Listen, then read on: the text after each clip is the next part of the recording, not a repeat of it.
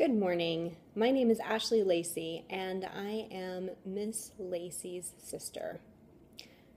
I'm really excited to hear that you'll be studying Ecuador and other countries in Latin America, and I'm happy to tell you a little bit about what I know. A few years ago, I did a backpacking trip throughout South America, and one of the stops was Ecuador. I'll be looking at my notes, so just if you see me looking the other way, I have your questions in hand. The first one you have is, how do they dress in Ecuador? Well, as you might guess, some of them dress exactly like you do. They have the same dress, American dress, Western, the same shoes, tennis shoes, backpacks, etc. There are some indigenous speaking people, the Quechua, they generally live in the countryside, but some in the cities as well. Their dress is brightly colored. They have shawls and these brimmed hats with the brim around the edge to keep the sun off. I encourage you to look them up. They also have brightly colored skirts and tend to have their hair in braids. Their shoes, it depends. The same with you as well. What shoes are you wearing? It depends. There's a wide variety of shoes for them, especially in the cities. Their dress is going to be, again, more American.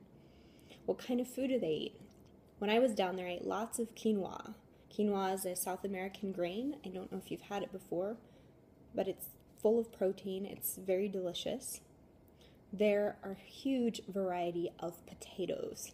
I think there's about 200 varieties down there, which is amazing for us to think of. We only have 3, I believe, that most of us think of: red, white, and then the one you use for baked potatoes, the russet. There's also lots of chicken and some vegetables that I hadn't heard of. One of them, called the oca, is a cross between a turnip and a potato. So again, potato-esque, but a little more like a turnip. They also eat. One of the homes I went to also had this porridge. It was a barley porridge that was created right over the fire. It was really good. The houses in the city are generally more colonial. When the Spanish came in the 1600s, or in the 1600s, they created architecture that looks very much like their own. So lots of brick buildings, tall, very ornate, and people live in those small buildings or create their own depending on the level of money they have, their income level. The animals there are everything from guinea pigs to alpaca, which is somewhat like a llama, to cats and dogs, chickens, all of the same animals you and I have. The alpacas are different though. The money is the US dollar. Ecuador decided that they wanted to use our currency.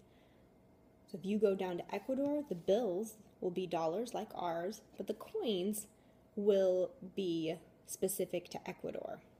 So it's a little different. They have different faces on them. You can look that up as well.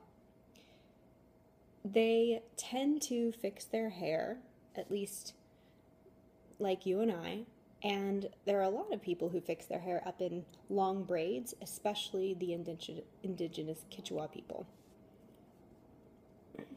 What else? Oh, the other thing, I wanted to talk more about the animals. I want you to look at my website.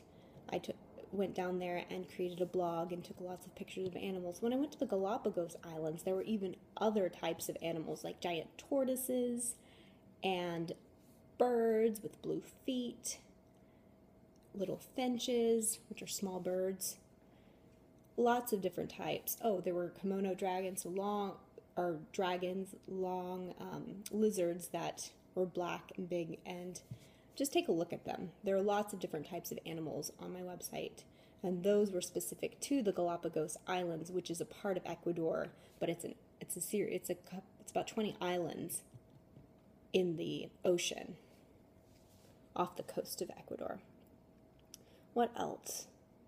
Are there different types of volcanoes? Yes, there are many volcanoes in Ecuador.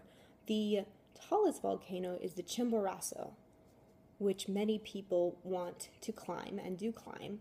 It is 6,300 meters, or about 20,500 feet, so quite tall.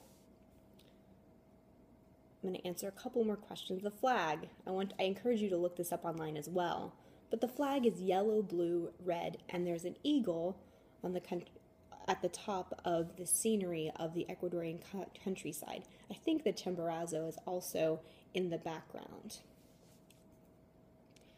Many types of fruit, various books. Books are harder to come by in Ecuador and a lot more expensive than they are in the US. The capital of Ecuador is Quito, and their cars are a variety just like ours. So actually we have a lot in common. Although the culture is very unique, we have a lot in common with people in Ecuador.